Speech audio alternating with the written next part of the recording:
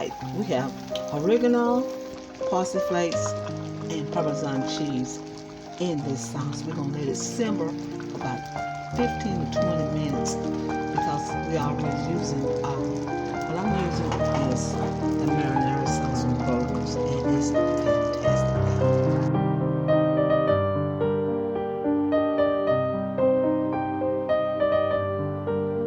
I would like to add cottage cheese on top of the noodles as I put another layer of sauce and cheese. I'm going to show you how to do it. Put the cottage cheese on top, spread it on out like this. This makes it cheesy and delicious. Yes, it does. Spread it out, and I'll be right back. Right, as you can see, I have a layer of the sauce. I have a shell, the lasagna shell.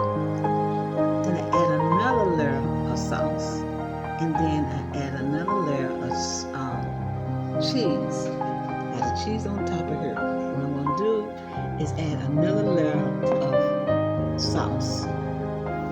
You wrap it like this so it won't burn. You want it to get done moist, delicious, not hard.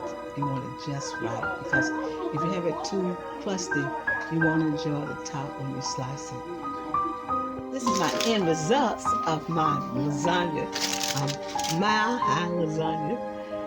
It's fabulous. It's turned out wonderful, and we have some garlic bread to go with it, and a great Greek salad.